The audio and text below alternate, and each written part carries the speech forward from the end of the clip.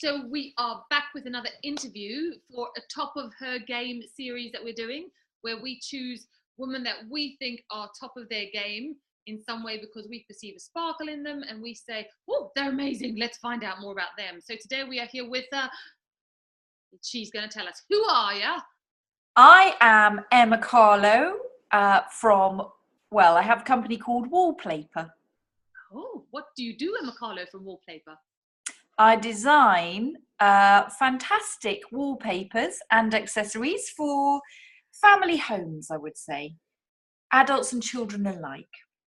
Oh, well, things we do actually know you because behind us, check this out. Look at it.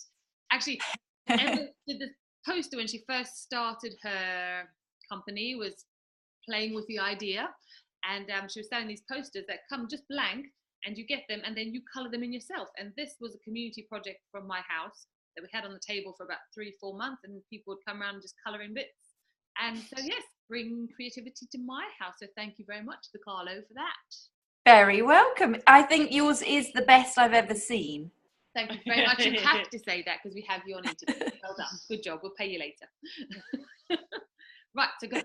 Quick fire, random question. What's your favourite film, Emma Carlow? Oh, that's the worst one. I can't think. Finn, what's my favourite film? I do, well, visually, I have to say I'm a sucker for Amelie. Oh, yes. Love that Were one. you? Yeah, Grand Budapest Hotel. Yes. The Royal Tenenbaums. So they're all colourful and, yeah, colour is the name. Hey? Almost like Technicolor. Well, they all have a sort of colour theme. So Grand Budapest Hotel goes from pink to orange throughout the film. Some of his others, like Moonrise Kingdom, is it called, Finn? That's all yellows and browns. Yeah. Have another look. Well, so obviously colour's important to you. How did you get into design?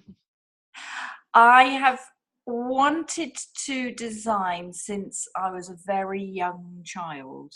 I think I was surrounded by well-designed things. Little did I know it, but my parents always they liked Scandi. I think when we were a young family, that's what they could afford. So we had a lot of Scandinavian furniture and sort of crockery and everything, because my mum worked in a Scandi shop up north, which must have been quite unusual in those days. So I've always had bright colour around me.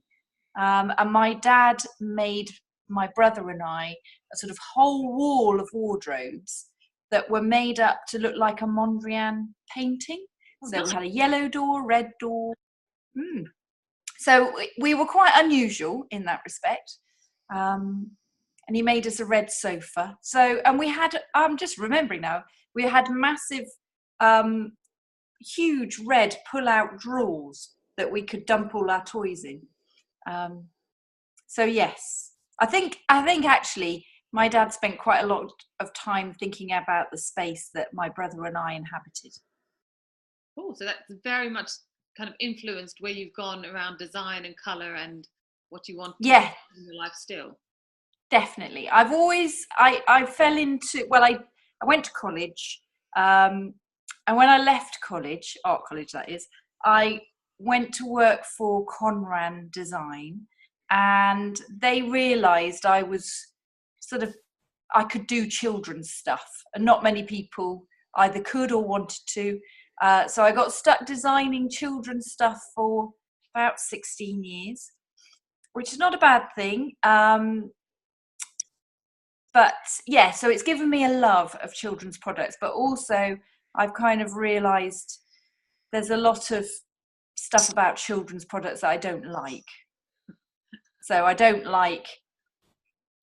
I'm not very keen on pink for girls and blue for boys. That's sort of that one. High five. Yeah. Good job. Yeah. So yes, I think I've just become an expert in children's products, really, sort of by default. So I'm sticking with what I know, But but obviously, make also it something better. you like as well, though, because you wouldn't just stick to something because you know it. There's been I do know the process you've been through with this and what's inspired you. So there is an inspiration there, Carlo, isn't there? Yes, there is. There is. Well, I do love children's products if they're well designed. So I'm a big fan of Brio. And I'm just trying to think about. I mean, early Fisher Price before they went plastic. So I really like well designed children's products. And I can see that when I was young, in the 60s and 70s, design was seen as a way to improve the world, and so a lot of care went into things like television for children. If you look at, well, in fact, my friend and I showed our children what we watched and then compared it to what they watched, and we were watching The Magic Roundabout, which is just very trippy but fantastic, and they were watching just I can't remember. Finn, what were you watching that I really didn't like? What did I let you watch? Lazy Town. Lazy Town. Oh. Yeah. So where now does Wallplayer come about then? So one of the big companies that was sort of working when I was a child was a company called Cloth Kits, which incidentally was started in Lewes. And my grandmother had a Cloth Kits tablecloth that was PVC. You put it on the table and it had snakes and ladders boards on it, drafts, oh gosh, what else? Backgammon. Anyway, all sorts of games that you could play on the table. And beautiful as it was, I thought that's a really good idea. I'd really like to do a sort of 2000s version of it. And it actually proved to be very, very difficult because it was so well designed. So while I was doing that, I thought, you could have a colouring in tablecloth. And it was when colouring in was just coming in. So I designed the poster that's behind you, thinking it could be a tablecloth, but obviously getting material printed is quite expensive. So I launched it as a poster, and Ruth was probably one of my first customers. Yes. And from that, play element, didn't we? Say that again. We talked a lot about the play element when you were working on the design of it. You're right, absolutely. Yes, of course. Sorry, missing the main thing here. So I was happily designing graphics. My child had started secondary school, and I thought, do you know what? I could just go on doing this forever and not actually realizing any of my dreams. I've always worked for other people as a freelancer, but interpreting their ideas. And I have plenty of ideas of my own that I'd never really sort of looked into. So my husband very kindly said, listen, why don't you just take a sabbatical and have a good old play? And so I thought, that sounds good. There were days when I woke up thinking, this is so pretentious. I didn't know what I was going to do each day. I did drawing. I made loads of models out of paper straws. And I had to have faith that something would happen in the end, because I really didn't know what I was doing for 6 months. But it was the first time that my brain had really been allowed to kind of just really follow a thought wherever it went and not be attached to any outcome whatsoever. So that was really interesting. And I got quite annoyed when I got interrupted. I didn't want people to come and stay because I was just thinking all the time, which was very unusual for me. Anyway, then the Easter holidays happened and I had to stop. And after the Easter holidays, I thought I just need a quick little project to get me back into doing this work. And that's when I did the poster. And it was weird because it was totally like my normal work is, but fully informed by all the things I'd done on my sort of vacation. And it just had a lot more integrity to it because I really knew what I wanted to do. it wasn't copying a trend or anything like that. It was just pure me, which I hadn't really, it takes a long time to find that after you've been working commercially for years, well, decades.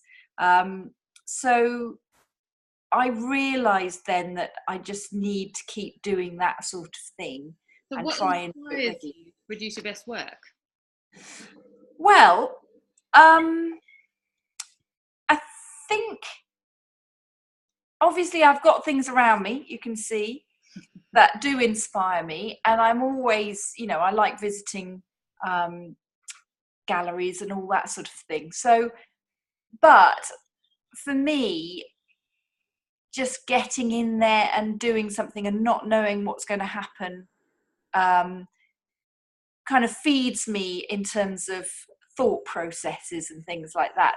So the element of mistake, surprise, happenstance, they're all really inspiring. I mean, now that I've got my wallpaper company, obviously that's a really good sort of bedrock. So I know ultimately where my designs are going to go. So I have that.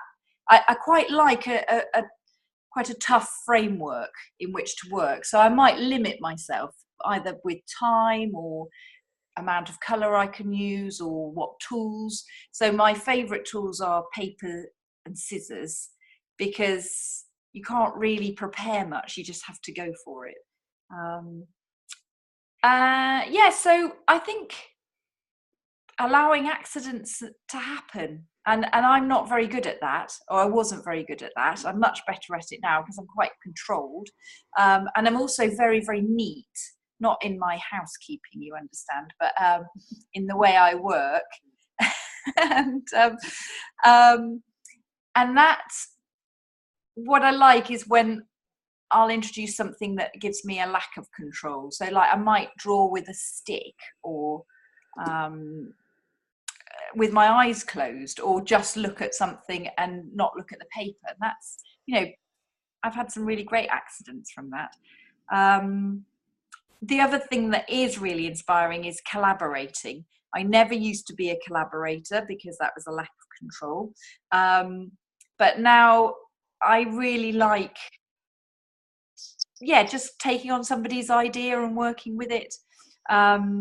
So I don't know if you can see the big colourful blobs behind me. Yeah. There's one there. So that's part of a huge mobile that I've just made for a local art show. They just rang up a couple of days ago and said this space is crying out for a mobile. So I thought, okay. And I did it really, really quickly. I didn't give it much thought at all. And I allowed it to be a bit scrappy and messy, and actually it's sort of made it quite a charming thing. So what I've heard you say so far, this is quite cool actually, so I have to repeat it because it's very cool, is that you like to have the strong boundary of saying this is the game plan, I'm going to stick to that and see what happens within the game and try that out. But also you like to have the connections with others to create a different kind of game, so it changes like the boundary a bit. What was the first thing she said she does to play? Let mistakes happen. Let mistakes happen, yes. No, yeah. Was the three things. Those are the two that really caught my attention, was the boundaries and it was the physical space. That's the thing, that you like the physical space around you, or the visual, to go to a gallery to see. So you like the inspiration through your visual. Yes. And that very strong boundary to say, now what can I create within this game plan? And then to say, ooh, now who's in my game? Yes, there's a wild card that I might throw in, which might be another person. Yeah. Yes. You. Yeah, you limit that wild card. I know you do, but we pop up every now and then. Oh, that's good. She's good at this play thing, is Emma Carlow. She is. Yeah. Very good. And what we love about Emma Carlow is that she's very visual with her play, because she knows that's her strength. And where we come very action, movement, Emma goes, but how does that look? What picture does it create? And so that's why we love the contrast of almost two styles of play, and the fact that we appreciate how we do our game plans with very active competitive stuff, and Emma's is very much about that. What have I created, and what can I use what tools and wildcards can I use to create? So we love that about Emma Carlow's work, and that's kind of why we've got you here going top of your game and playing your way. You are literally playing your way, So we are very inspired by that and want everybody else to be inspired by it too. But we've got more questions. Wait, don't pay any money yet, but there's more. Okay. You can go. That one, yes. You mentioned a little bit earlier on about your designs being, about you not liking the whole pink for girls, blue for boys thing. And we obviously know your designs, and we know that they are gender neutral. Why? Well, I was explaining this to somebody the other day, and they said, but these papers aren't for you, Emma, they're for other people. So as a child, I was quite a tomboy, I would say. I did love dolls, but nobody kind of pushed me into a particular path. And I feel that children, you know, the imagery they see around them from day to day is very sort of gender specific. So girls look a certain way. In fact, in the news yesterday, I think I told you, there were 2 ranges of shoes, one for boys, one for girls at Clark's. And the Clark's called the girls one's Dolly Babe and the boys range Leader. So that's what's happening to girls and boys every single day. And I just think, you know, your gender shouldn't be the first thing that people see or realize about you. You know, I think there's so much more to being a person than there is to being a girl or a boy. And you know, the world wasn't gendered. You know, sort of apples weren't for girls and bananas for boys, you know. So I like picking out things from daily life that are quite normal and happenstance, and just making them jolly and lovely. And I don't think they need to be for boys or for girls. I think we can both appreciate everything in the world. Yeah, I like what you're saying about it not being defined by that. Because a lot of times when we talk about play and games, people are going, well, is that for kids or is that for women? And I think actually it's for people. Because yeah, if I'm a girl, then you think I'm limiting myself to only play a certain way. Or if I'm a boy, I have to play and step up a certain way. And maybe somebody isn't necessarily, that's not their game plan. So you put into a mold that maybe it doesn't fit. And again, the fact that you're creating spaces for kids to play in a way that is not specified by gender, but specified by how do you interact with this game is absolutely brilliant. So we want to ask you the question, because that's kind of where we're perceiving your thinking comes from. Why is it most, in your opinion, why is it most important for people to find their way to play? Well, I think once you do find your way to play, it comes a lot more naturally. You're not fighting with, oh, I'm not doing it right, or I should be doing it like this. You know, once you find what works for you, I mean, from my 6 months of playing, that has fed me creatively for at least 18 months.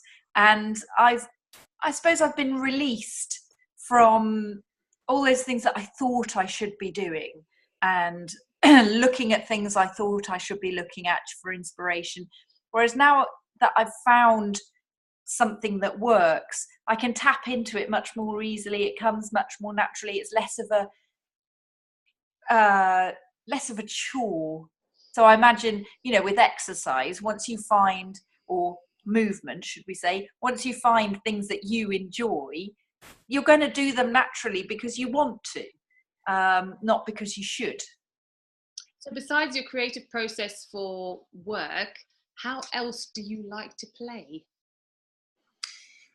Ooh, well, it's funny actually. Just the other night, family came round, and I think some of my best nights have been where the kids and adults get involved together. Not children doing one thing, adults doing another. Obviously, it's nice sometimes to not have your children around, but we ended up all dancing around the room together, playing different music and stuff like that. And the children now are teenagers. I've only got one, but and so it's really lovely to see how they're evolving, especially if you know their parents and you know what their parents are into. So I think the wild card of throwing a few teenagers into your evenings certainly adds an element of play. So yeah, that's one thing. How else do I like to play?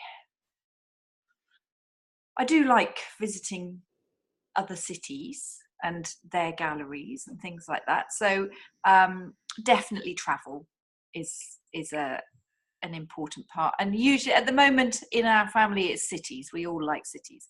I like seeing how other cultures just do day-to-day things. I love foreign supermarkets and foreign toy shops. And yeah, just seeing how they do their life. I am in love with daily life. I think, I really like the sort of things like the tools you use in the kitchen and stuff like that. I haven't got any highfalutin ideas. What's the weirdest thing you found in a foreign supermarket so far? Well, once I did have to do a project over the summer holidays. Our tutors at college said, all of you, wherever you go on holiday, bring back a tin of sardines. And we all did. And I don't know if you realise, but sardines are always packaged really, really beautifully. So we had a sort of global sardine package exhibition once we got back. So I enjoyed looking for that. Or can I just go and get my foreign sweets to show you? Go on, go quick. Go on, yeah. They're only there. She's off to show us the sweets. She's gone. Gotta love a Carlow. You're going to like it. Ooh, Magic Forest. They look amazing. What? Yeah. Hey, I said hey Tum, hey Yum. Hey Yum. So they're organic with honey. Oh, but look at the packaging. Very nice. Where'd you get those from? Copenhagen. Of course you can get them in this country. Ooh. And they're little jelly sweets. So I'm going to make an animation of the jelly sweets. Good job. We shall stick a link on this to your Instagram account. People can follow you. Okay. I might have to make it with Finn because we're both lover of jelly sweets. So he'll want to eat them. Oh, fine. They're going now. You could do a new version of the old Jaffa cake advert. Full moon, half moon. What you could do with jelly sweets. One man, no men, genocide. Yeah. Fine. Definitely. I can't wait to eat them. So in all of your travelling and worldly exploring, tell us the worst museum you've ever been to. Oh, wow. I saw that one. Now,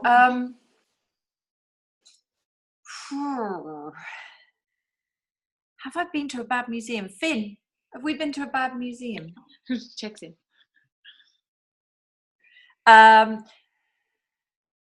Least memorable one, perhaps? Or maybe a part of the museum that you went, what's that doing in here?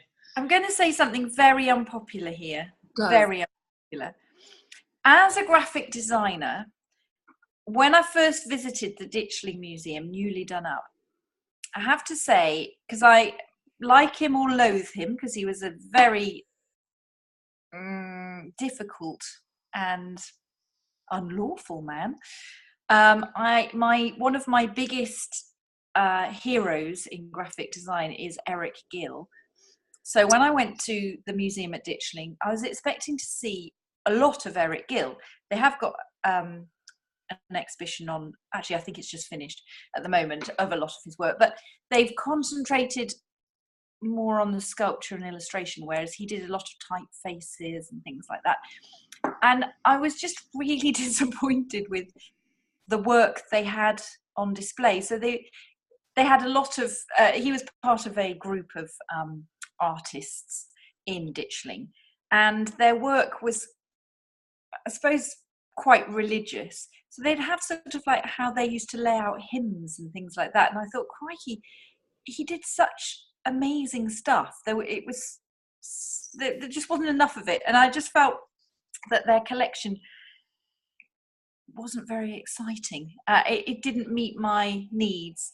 However, it is a beautiful building, and they do put on good exhibitions of other things. They did a lovely one on natural dyeing. So I do like it, but my first visit didn't meet my expectations. So that's not a very popular thing to say. Okay, so last question for you here. We get the idea that you're quite controlled and ordered, like things to look a certain way because you're a designer. But you have mentioned that one of your ways to play is to chuck a wild card in, and that's usually other people in some way. So tell us about some of the community projects you have recently are involved in or going to be involved in. Group stuff, you're doing community stuff. Okay, so the first thing's I've told you about that, the mobile. A very exciting thing I'm doing at the moment is there's a young couple who have a shop in Lewes called the Good Times Home Store, and Will, the man of the partnership, is a furniture designer, and he really wants to find good places that he can sell his furniture, and he wants to take his furniture to the London Design Festival. To do this, they've started a Kickstarter campaign, and I live in a small house. I don't have room for any furniture. So when I thought about how to support them, my husband, a real wild card, decided, he said, listen, why don't you pledge some money and design a wallpaper for them so that could be complementary to their furniture range and could be in the background of their stand. So I thought that would be brilliant because it helps me, it helps them. It would be fun to collaborate.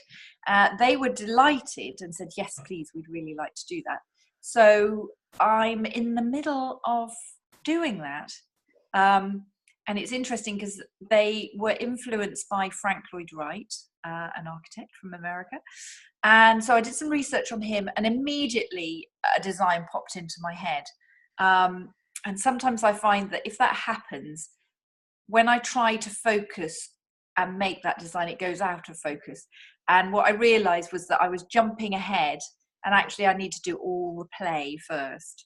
So I've been doing lots of mark making, all sorts of things to come up with a good design. Today, I'm actually going to get started on the sort of layout of the design. So that's been really interesting, and it's really nice to work with them because we've got a similar design aesthetic, but we're also quite different.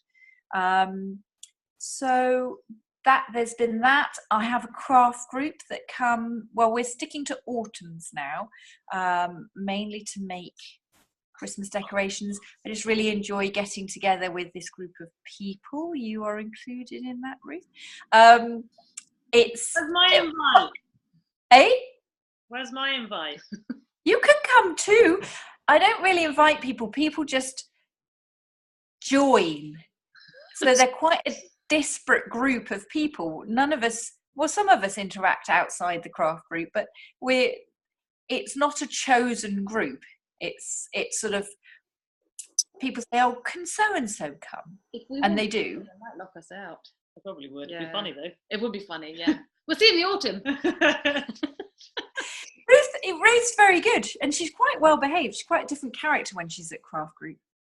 Emma doesn't see me kicking other people under the table. It's fine. She does giggle if we put her next to Caroline. Yeah, it's fair enough. Yes, but carry on. Go. We've got one more quick question for you, and then we're about to run out of time. So, what is your funniest craft group moment ever? Oh, I don't have fun at craft group. She's lying. I'm not coming there. Oh, funniest one, Ruth. Can you remember one? Funniest that didn't involve Prosecco. Yeah. The funniest one is one where I didn't go, and they said, we didn't actually make anything. We just drank all the Prosecco. Yeah, that'd probably be better. Right. We were going to go on safari and do it at other people's houses. And then I realised that if I didn't actually turn up, it would just turned into a drinking thing. She is the creative driving force, clearly. But thank you very much, Emma Carlow, for your time and your inspiring words and how you play best. It's been very lovely to speak to you. You're amazing, Emma Carlow. Love you lots, Emma Carlow, and we shall see more of your work coming out soon. Indeed.